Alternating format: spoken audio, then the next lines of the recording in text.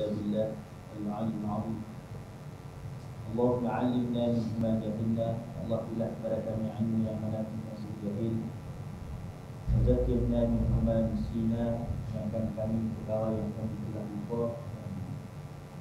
Ja'alna tilawatahu ana al-lail wa atrafan nahar. Ya Allah, bila kesempatan masa kepada kami untuk kami dapat membaca Al-Quran pada waktu siang dan malam.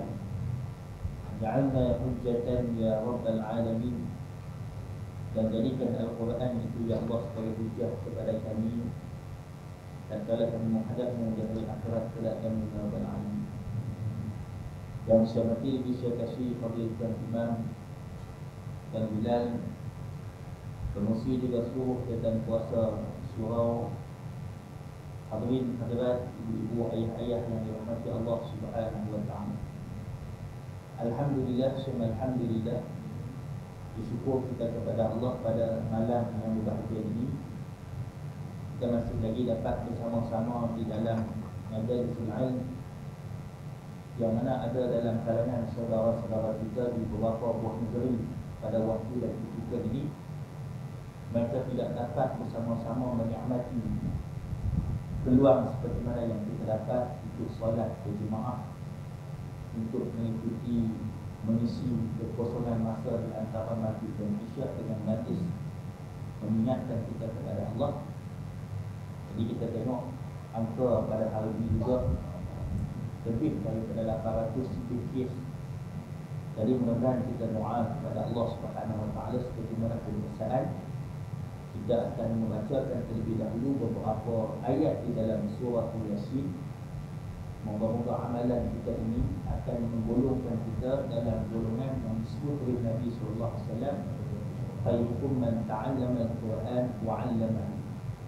Sebaik-baik di antara kami adalah orang yang mempelajari dan juga mengajarkan Al-Quran.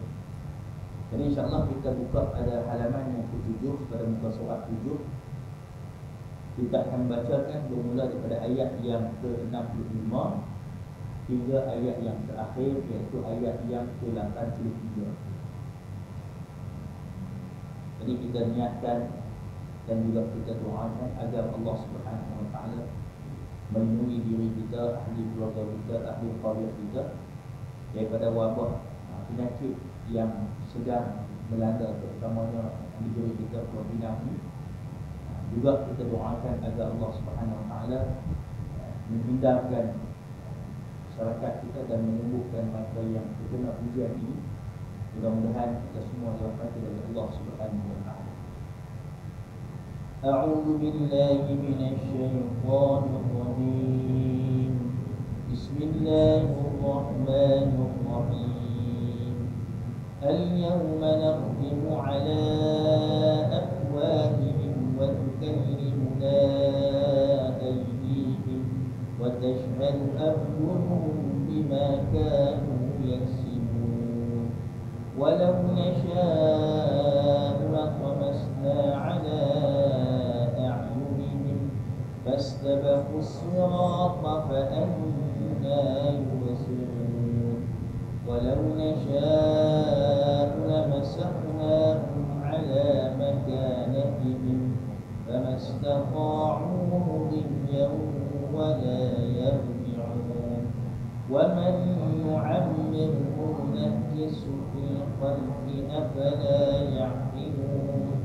Wa ma 'allamnahu ash-shi'ra wa ma yanbaghi lahu, in huwa illa dhikrun wa qur'anun mubin. Liyunzira man kana hayyan wa yahqqa al-qawlu 'ala al-kafirin. Awalam yarau anna khalaqna lahum mimma 'amilat aydina an'aman fahum laha malikun. Wa zallalnaha lahum faminha rakubuhum wa minha ya'kulun. Wa lahum fiha manafi'u wa masharib afala yashkurun. واتخذوا من دون الله آلهة لعلهم ينصرون. يخافون لا يستطيعون نصرهم وهم لهم جند محضرون فلا يحزنك قولهم إنا نعلم ما يسرون وما يعلنون أولم ير الإنسان أنا خلقناه من نطفة فإذا هو خصيم مبين وضرب لنا مثلا ونسي خلقه قال من يحيي العظام وهي رميم قل يحييها الذي أنشأها أول مرة وهو بكل خلق عليم الذي جعل لكم من الشجر الأخضر نارا فإذا أنتم منه توقدون أوليس الذي خلق السماوات والأرض بقادر على أن يخلق مثلهم بلى وهو الخلاق العليم إنما أمره إذا أراد شيئا أن يقول له كن فيكون فسبحان الذي بيده ملكوت كل شيء وإليه ترجعون صدق الله العظيم. Alhamdulillah, alhamdulillah, syukur kita kepada Allah. Pada malam ini kita dapat lagi menyambung pengajian dalam tafsir surah Yasin, dan insyaAllah kita akan menyambung pada halaman yang ke-157. Pada pertemuan yang lalu kita telah melihat, iaitulah pada ayat yang ke-65 Allah Subhanahu wa taala menyebutkan bagaimana kaedah perbicaraan di mahkamah mahsyar Allah Subhanahu wa taala. Bagaimana perbezaan antara persidangan mahkamah di dunia ini dengan persidangan ketika mana kita bertemu dengan Allah Subhanahu wa taala. Yang mana Allah Taala menyebut al-yawma nakhtimu ala afwahihim wa tukallimuna aydihim wa tashhadu arjuluhum bima kanu yaksibun. Pada hari ini kami tutup mulut mereka dan berkatalah kepada kami tangan-tangan mereka, memberitahu kesalahan masing-masing, dan kaki-kaki mereka menjadi saksi tentang apa yang telah mereka usahakan. Jadi kita telah melihat pada pertemuan yang lalu apakah tafsiran ulama berkaitan kenapakah dalam perbicaraan mahkamah mahsyar Allah Subhanahu wa taala, Allah Subhanahu wa taala mengunci ataupun menutup mulut manusia apabila disoal oleh Allah Subhanahu wa taala, dihisab satu persatu oleh Allah Subhanahu wa taala. Yang mana kita telah melihat yang pertama, kerana manusia itu sendiri selalu berhubung di atas muka bumi ini. Yang kedua, iaitulah bahawa anggota-anggota mereka menjadi penolong kepada mereka ketika mana mereka melakukan maksiat di atas muka bumi ini. Yang ketiga adalah supaya mereka dikenali oleh ahli mahsyar bahawa mereka ini melakukan maksiat ketika mana mereka duduk di atas muka bumi. Dan yang keempat, kerana ikhram ataupun pengakuan yang diucapkan oleh panca indera itu adalah lebih kukuh ataupun lebih berautoriti berbanding dengan ikhram yang dilakukan oleh lidah. Maka pada halaman yang ke-157, apakah pengajaran daripada ayat yang kita dapat ambil pada ayat yang ke-65 dalam surah Yasin? Kata musannif, yang pertama, manusia tidak mampu menyembunyikan kesalahan-kesalahan dosa yang telah mereka lakukan di atas dunia ini, kerana yang menjadi saksi di atas perbuatan tersebut adalah anggota badan manusia sendiri. Jadi boleh jadi di atas muka bumi ini ada dalam kalangan yang tertuduh. Kalau biasa dalam sebutan kes dia panggil OKT, orang kena tuduh. Dan kebiasaannya mereka dipakaikan baju oranye, dan itu ada warna perbezaan baju-baju dalam sistem penjara kita. Ya. Jadi yang pertama, manusia tidak dapat menyembunyikan. Kerana dalam sebuah hadis diriwayatkan oleh Imam Muslim, an Anas bin Malik qala kunna 'inda Rasulillah sallallahu alaihi wasallam fadhahika faqala hal tadruna mimma adhaku qala qulna Allah wa rasulahu a'lam qala min muqadabati al-'abdi rabbahu yaqulu ya rabbi alam tujibni min al-zulmi qala yaqulu bala qala fayaqulu fa inni la ujizu ala nafsi illa shahidan minni qala fayaqulu kafa bi nafsika al-yawm alayka shahidan wa bil kiramil katibain shuhudan qala fayukhtamu ala fihi fayuqalu li arkanihi intiqi qala fanatiqu bi a'malihi qala ثم يخلى بينه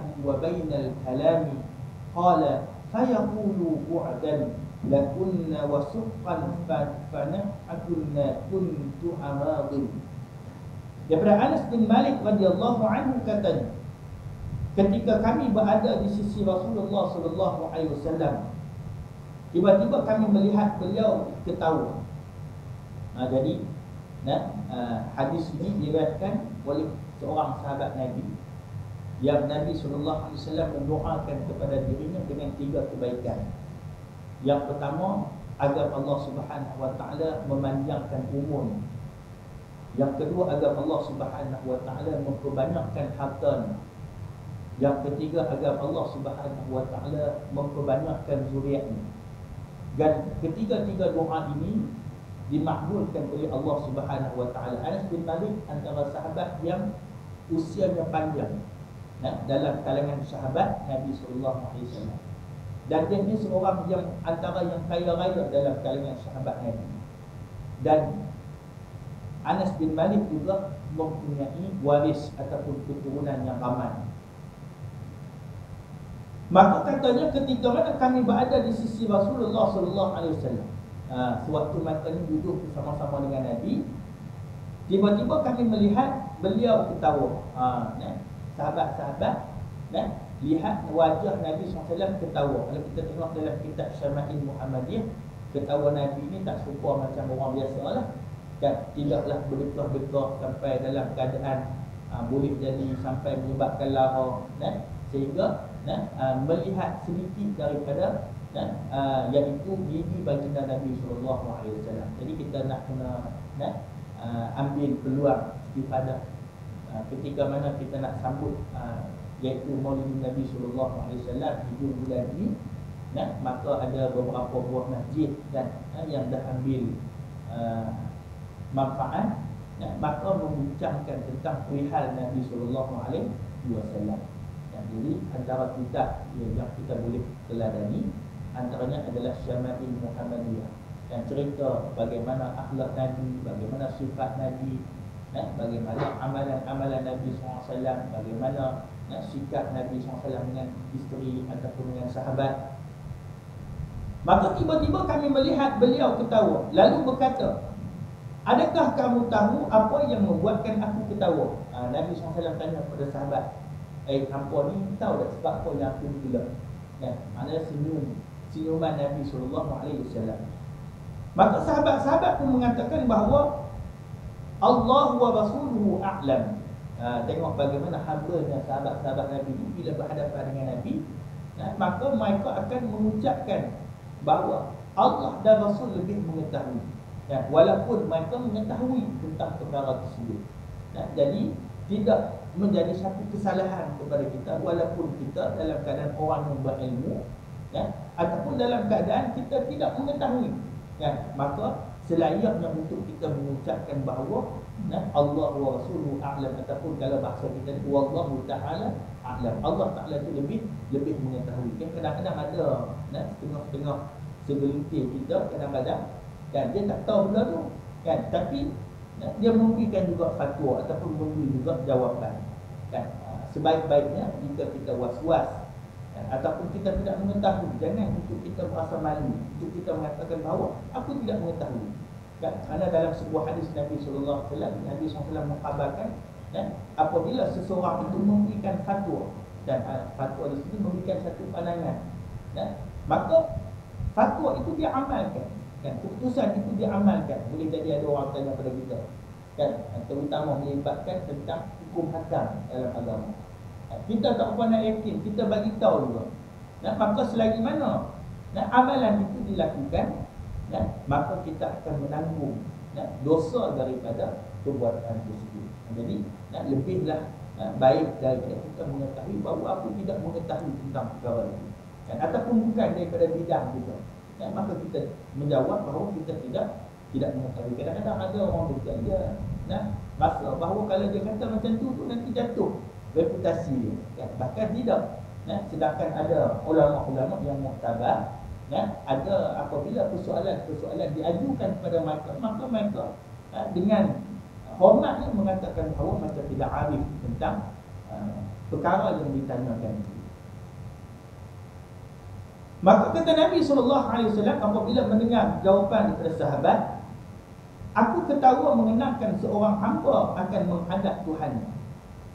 Lalu hamba itu pun berkata, Nabi SAW, kerana Nabi SAW ini merupakan seorang Rasulullah, Habibullah. Dan baginda Nabi SAW mempunyai experience ataupun pengalaman ketika melihat bagaimana keadaan syurga dan neraka ketika mana dalam peristiwa Mi'raj. Maka kata Nabi SAW, aku mengenangkan, kan bahasa kita ni senyum sinis Nabi. Bila mana Nabi terkenal ada seorang hamba, yakni manusia, dia menghadap Tuhan dia, yakni Allah Subhanahu wa ta'ala. Lalu hamba itu pun berkata, wahai Tuhanku, bukankah engkau telah memastikan bahawa engkau tidak akan berlaku zalim kepadaku? Kan bahasa kita ni, dia nak buat demonstrate dengan Allah, kan dia berkira-kira dengan Allah Subhanahu wa ta'ala. Ya Allah, bukankah hang kata ni hang tak menzalimi hamba? Kan kita duk baca Rabbana zalamna anfusana, doa Nabi Allah Adam AS, ya Allah, aku dah banyak zalim diri aku. Apa makna zalim? Zalim ni meletakkan sesuatu bukan pada tempat dia, kan? Meletakkan sesuatu bukan pada tempat. Sekarang ni kita kena sembahyang maghrib, tapi kita tak sembahyang maghrib juga, terlupus, maka kita telah menzalimi diri kita. Maka apabila dia berkata begitu, maka Allah Ta'ala pun berfirman, bahkan memang demikianlah, dan Allah Ta'ala ni sesekali tidak akan menzalimi. Dan apa yang manusia itu dilakukan, maka akan dibalas dengan perbuatan manusia tersebut. Apa yang manusia itu ingkar, maka manusia itu akan dibalas dengan keingkaran tersebut. Sebab tu bila kita jawab azan, antara benda yang kita sebut pada Allah, innaka la tukhliful mi'ad, sesungguhnya Allah ni sesekali tidak akan mungkir janji, kan? Yang kita ada mungkir janji ni manusia, kan? Itu selalu mungkir janji. Lalu berkata lagi hamba itu, sesungguhnya aku tidak menerima kesaksian tentang diriku, melainkan saksi daripada dalam diriku sendiri. Bila mana dia nak mencabar Allah Subhanahu Wa Taala, dia mengatakan bahawa aku tak terima mana-mana saksi eksternal, kan? Yang luar ni aku tak mau terima. Tetapi kalau saksi daripada diriku saja baru aku terima. Kalau kita tengok dalam perbicaraan di mahkamah, boleh jadi ada yang digunakan saksi dalaman, misalnya yang melibatkan DNA forensik. Kami pernah sekali itu tuan-tuan, bila bermuzakarah dengan seorang ahli jawatan kuasa fatwa di sebuah negeri, maka dia ada buat satu kajian tentang kawasan yang berkait dengan jabatan kimia. Jadi mereka pun pergilah ke jabatan kimia tersebut. Di setiap negeri ni dia ada, tapi dia pergi ke HQ. Maka dia tengok ada ramai orang, kan, orang awam. Jadi mereka pun heran. Mereka tanyalah, kan, sebab apa ni jabatan kimia ni sepatutnya ahli-ahli saintis lah yang lalu. Ini ada orang awam. Rupa-rupanya tuan-tuan, di jabatan kimia tu ada satu unit khas. Jika kita ada sebarang kemuskilan, ataupun kita nak pengabsahan, contohnya lah tuan-tuan, saya ambil contoh, kalau seorang isteri dia mengatakan bahawa suami dia ni curang, kan, ataupun ada skandal dengan orang lain, maka dia boleh bawa bukti-bukti tu dihantar kepada jabatan kimia untuk mendapatkan pengesahan. Jadi rupa-rupanya bukan kata di mahkamah syariah saja yang berlaku kan perkara seperti, maka bahkan ada sumber-sumber dalaman itu juga yang membolehkan untuk mendapatkan keabsahan terhadap maklumat, dan maklumat itu akan dibawa kepada pihak mahkamah. Jadi maka apabila hamba itu, yakni manusia itu mengatakan bahawa dia tak terima kan, dia mencabar Allah Subhanahu Wa Taala, dia tak terima selain daripada saksi daripada luar, dia hanya terima saksi daripada dalam diri dia sendiri, maka Allah Taala pun berfirman, cukuplah hari ini dirimu sendiri menjadi saksi ke atas dirimu, dan malaikat-malaikat pencatat yang mulia menjadi saksi luar. Cukup kan, tak payah nak ambil saksi-saksi di luar ni, tak payah. Dirimu sendiri akan menjadi saksi terhadap perbuatan ketika mana kamu berada di atas muka bumi. Maka apa Allah Ta'ala lakukan di dalam hadis yang diriwayatkan oleh Imam Muslim ini, maka kata Nabi, kemudian ditutup mulutnya, mulut manusia yang dia nak seolah-olah nak menggetar Allah Subhanahu Wa Taala. Maka lalu diperintahkan anggota tubuh badan si hamba itu supaya bercakap. Tengok-tengok dia diingatkan, dia boleh terlepas dah lah kan. Maka ketika itu Allah Ta'ala minta untuk panca indera dia ini untuk bercakap. Lalu bercakaplah anggota tubuhnya itu menjelaskan segala amalannya. Disebutkan hari Sabtu malam, berapa belas bulan sekian kita duduk dalam surau, dan boleh jadi esok setiap pelakuan kita ni akan membentangkan segala pelakuan kita di sisi Allah. Sebab tu para ulama mereka memperbanyakkan amal ibadat mereka di tempat-tempat yang berlainan, kerana tempat-tempat itu juga akan menjadi saksi di hadapan Allah Subhanahu Wa Taala, mengambil dalil daripada ayat ini. Maka setelah selesai, diberilah si hamba itu kesempatan untuk berkata-kata kembali. Bila mana setelah dibentangkan segala perbuatan-perbuatannya, kita telah melihat pada pertemuan yang lalu dalam sebuah hadis Nabi SAW, bahagian mana dulu yang akan menjadi saksi di hadapan Allah, yakni bahagian paha sebelah kiri dulu akan menjadi saksi di hadapan Allah. Maknanya dosa-dosa kita dulu ni akan menjadi saksi yang utama, membentangkan satu persatu di hadapan Allah Subhanahu Wa Taala. Boleh bayang tak tuan-tuan, kalau mana perbuatan maksiat kita dibentangkan satu persatu di hadapan Allah, bentang satu maksiat, tambah lagi cerita, sehingga kan pada waktu nak diceritakan kebaikan pun tak ada apa dah nak dicerita. Kenapa? Kerana banyaknya perbuatan dosa yang telah dibentangkan oleh manusia. Sebab tu disebut oleh Nabi SAW, bahagian mana, bila mana sahabat bertanya kepada Nabi, bahagian mana dulu yang akan menjadi saksi di hadapan Allah, maka kata Nabi SAW, bahagian paha di sebelah kiri itu akan menjadi saksi di hadapan Allah Subhanahu Wa Taala. Lalu dia berkata, celakalah sekalian kamu. Bila mana dia dah kantui waktu itu, maka dia mengatakan bahawa celakalah kepada kamu, jauhlah kamu, sengsaralah kamu, aku menutup mulut, kamu pula yang bercakap, padahal kamu semua yang aku perjuangkan. Jadi hamba Allah di sini yang mana dia melakukan maksiat ketika mana atas muka bumi, waktu itu kembali dia menyesal di hadapan Allah. Tangan aku dah bagi makan sedap dah, dan kaki aku dah bawa jalan merata dah, hasil daripada dosa-dosa yang aku lakukan. Tengok-tengok hampa pula jadi saksi kepada setiap perbuatan di atas muka bumi. Kita tengok kadang-kadang pembicaraan di mahkamah pun macam tu juga kan. Boleh jadi kadang-kadang dia hidup labu duit banyak dah pada sekian-sekian ini. Tapi bila mana pendakwaan dibuat, maka saksi tadi yang diharapkan untuk membantu dirinya berpaling tadah pula juga. Ini yang berlaku seperti mana yang telah disebut di dalam hadis yang diriwayatkan oleh Imam Muslim. Pada ayat yang ke-66 Allah Subhanahu Wa Taala menyebutkan, lantaran daripada saksi-saksi di atas pembicaraan mahkamah mahsyar Allah, maka Allah Ta'ala menyebutkan, walau nasya'u laqamasna ala a'yunihim fastabaqus sirata fa anna yubsirun. Dan kalau kami kehendaki, kami berkuasa menghapuskan bentuk dan biji mata kepala mereka menjadi rata, sehingga masing-masing menempuh mencari-cari jalan yang biasa mereka lalui. Kiranya dijadikan demikian, maka bagaimanakah mereka dapat melihat? Ni Allah Subhanahu Wa Taala nak menegaskan antara kekuasaan Allah biji mata kita yang menimbul ni kan, kalau kita pegang biji mata kita ni, dia tak rata tegas kan, dia akan ada timbulan daripada kanta mata kita ni.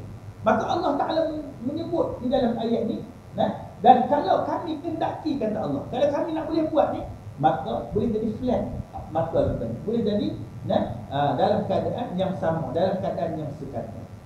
Maka kata musannif, Allah Subhanahu Wa Ta'ala menyatakan di dalam ayat ini bahawa ia berkuasa membutakan mereka jika ia mahu, nescaya ia akan menghapuskan biji mata mereka sehingga muka menjadi rata. Tidak ada bunyolan kan? Itu yang Allah Ta'ala boleh buat. Maka lebih daripada itu lagi juga Allah Subhanahu Wa Ta'ala boleh lakukan. Maka tidak ada mata dan tidak ada kesan mata langsung, sehingga mereka tidak dapat berjalan di atas jalan yang biasa mereka lalui. Ini kejadian yang Allah Subhanahu Wa Ta'ala boleh lakukan kepada manusia. Maka ayat ini, kata musannif, memberikan amaran keras daripada Allah terhadap orang-orang kafir Quraisy pada zaman Nabi SAW dan orang-orang kafir di sepanjang zaman yang degil dan tidak mahu melihat ayat-ayat Allah dan mengambil pengajaran daripadanya. Jadi kata pengarang kitab kita ni, ayat ni merupakan amaran keras daripada Allah Subhanahu Wa Taala. Yang pertama kepada siapa? Kepada orang kafir yang memusuhi Nabi sallallahu alaihi wasallam. Dan Allah Taala boleh saja untuk membutakan mata-mata mereka. Mereka tidak dapat melihat. Dan juga orang-orang kafir yang berada pada sepanjang zaman, termasuklah pada zaman kita. Walau nasya'u laqamasna ala a'yunihim. Terdapat 3 tafsiran pada ayat ini. Yang ini disebutkan iaitu Allah Ta'ala akan menghapuskan bentuk dan biji mata manusia. Ada 3 pandangan dalam perbahasan ulama. Yang pertama, iaitulah kalau kami mahu, nescaya kami hilangkannya. Lenyaplah biji mata mereka sehingga tidak ada kesan belah ataupun tutupan mata atas dan bawah sehingga muka menjadi rata. Kalau kita tengok di atas muka bumi ini, ada orang dia buat kan pembedahan katarak mata. Yang tu pun kita tengok ada kesan, dan kos yang diambil itu bukannya mudah, bukannya murah kan. Jadi disebut dalam kebanyakan pandangan ahli-ahli tafsir, Allah Subhanahu Wa Taala boleh menghilangkan terus kan. Ini kuasa daripada Allah Subhanahu Wa Taala. Boleh jadi kita tengok ada video yang tular, yang mana ada seorang masyayikh ini kan, dia dapat menyembuhkan mereka yang mengalami masalah penglihatan mata, yang boleh bercakap dan juga boleh melihat kembali. Itu semua dalam kekuasaan Allah Subhanahu Wa Taala. Yang kedua adalah kalau kami mahu, nescaya kami sesatkan mereka dan kami butakan mereka daripada petunjuk, maka bagaimanakah mereka dapat melihat kebenaran? Yang pertama tadi adalah pandangan bersifat zahir. Memang betul mata mereka buta. Yang kedua adalah mereka buta daripada melihat kepada kebenaran kan. Saya ambil contoh yang mudah. Antara sebab Allah Ta'ala mengharamkan antara al-khamr wal maisir kan, arak dan juga judi. Orang yang selalu minum arak tu kan, dia tak tahu arak ni mabuk. Bila mabuk, bawa banyak musibah, bawa banyak kemudaratan, tapi dia tetap minum juga. Sebab apa dia tetap minum? Kerana Allah Subhanahu Wa Taala telah memudahkan mata mereka itu untuk melihat kebenaran. Kalau kita lihat ada bahana riba misalnya kan, ataupun bahana apabila melakukan maksiat kepada Allah, yang bukan tak manusia dia tak tahu kan, maksiat itu boleh mengundang kepada kemurkaan Allah Subhanahu Wa Taala. Tapi sebab apa mereka buat juga? Kerana mereka telah dibutakan mata hati mereka oleh Allah Subhanahu Wa Taala. Ini menurut tafsir Ibnu Abbas. Jadi ini bersifat adalah bersifat dalam benda yang tersirat di sebalik perkataan kata-kata Allah Subhanahu Wa Taala.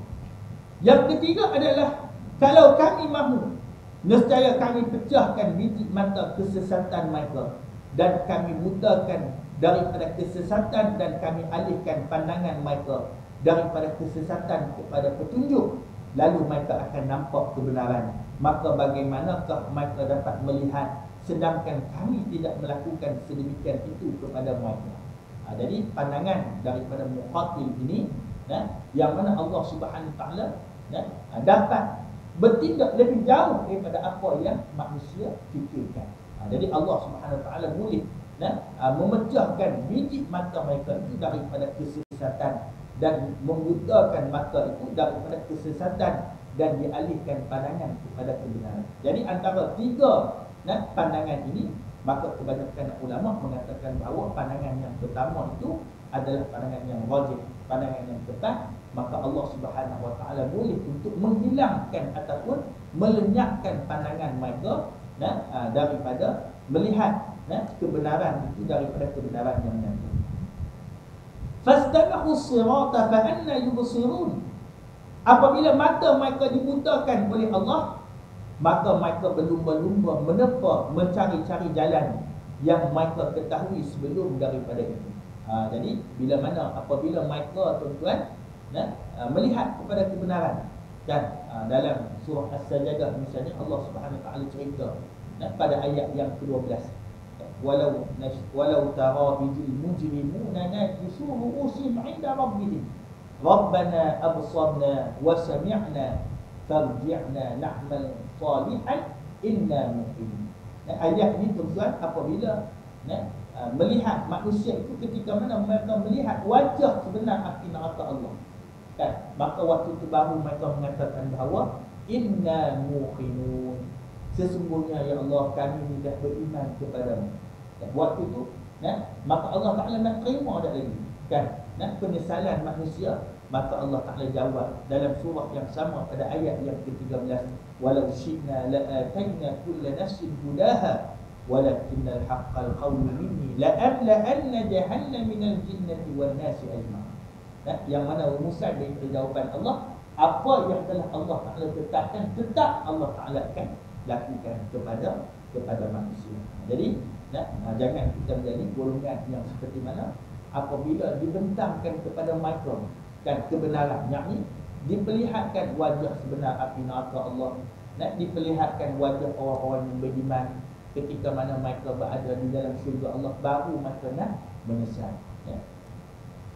Jadi pengajaran daripada ayat ini, yang pertama, tidak boleh bersikap sombong dengan Allah, kerana dialah yang mengurniakan mata yang baik, iaitu panca indera yang sangat penting bagi manusia. Jadi apabila seseorang manusia itu dia bersikap sombong, yakni ta'ajub kepada kurniaan yang Allah Ta'ala bagi. Sebab tu Allah Ta'ala menyebut la in syakartum la azidannakum wa la in kafartum inna azabi lasyadid. Kalau kamu bersyukur wahai manusia, aku akan tambah lagi. Boleh jadi tuan-tuan hadirin nanti Allah Ta'ala yang Allah Ta'ala bagi sihat tubuh badan kepada kita. Kita datang sujud kepada Allah. Dengan kesihatan yang Allah Ta'ala bagi ini, kita datang untuk sujud kepada Allah, menunjukkan bahawa bersyukurnya kita atas segala nikmat yang Allah Ta'ala bagi kepada kita. Allah Ta'ala bagi kita keluarga yang bahagia, dan Allah Ta'ala bagi kepada kita pendapatan, selagi mana pendapatan itu dapat menyenangkan kehidupan kita di atas muka bumi. Maka dengan nikmat-nikmat tersebut kita menzahirkan rasa syukur kita dengan cara kita beribadat kepada Allah Subhanahu Wa Taala. Tapi ada dalam kalangan manusia, Allah Ta'ala bagi berbagai nikmat kepada mereka. Allah Ta'ala bagi nikmat untuk makan, Allah Ta'ala bagi nikmat untuk buang daripada sisa makanan yang telah mereka makan. Tetapi apa mereka buat? Mereka kufur kepada nikmat yang Allah Ta'ala bagi. Boleh jadi mereka syirik kepada Allah, mereka mendustakan ayat-ayat Allah Subhanahu Wa Ta'ala, mereka menghalang daripada syiar agama Allah Subhanahu Wa Ta'ala. Maka Allah Subhanahu Wa Ta'ala akan memberikan balasan yang sepadan akan tindak tanduk mereka.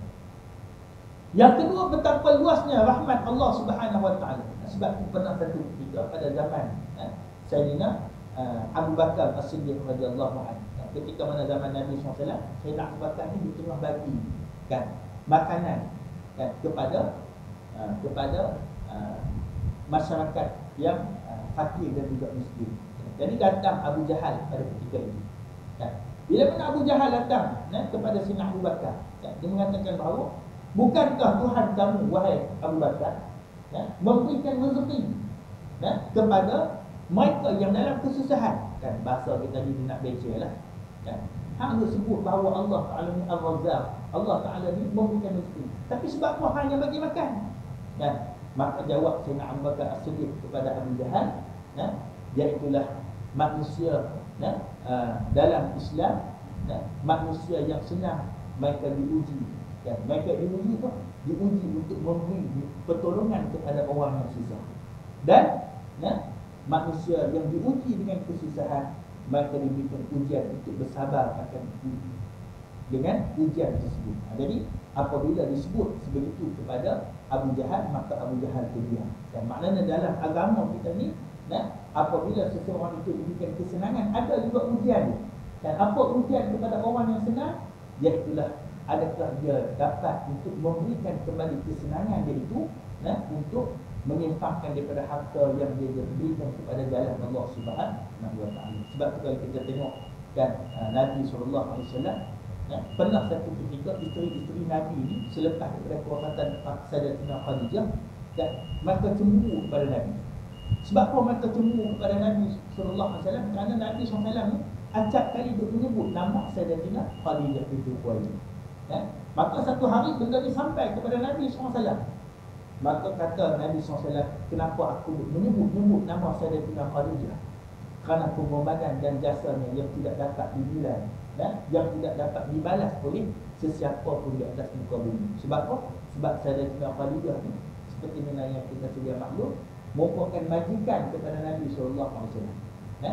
Antara orang yang kaya raya, sehingga kan menjadi rebutan kepada pembesar-pembesar Quraisy ketika itu. Tetapi apabila dalam keadaan Sayyidatina Khadijah nak wafat, maka sehingga kan dia pernah mengatakan kepada Nabi SAW, kalaulah tulang belulang aku ini dapat dijual, wahai Muhammad, maka kau ambillah untuk perjuangan agama Allah Subhanahu wa taala. Sebab tu betapa sayangnya, betapa kasihnya Nabi SAW kepada Sayyidatina Khadijah binti Khuwailid. Yang kedua adalah betapa luasnya rahmat Allah Subhanahu wa taala terhadap hamba-hambanya, sehingga mengatasi marahnya. Kerana kalau diikutkan marahnya, nescaya dibutakan mata orang yang menjahatkan ini.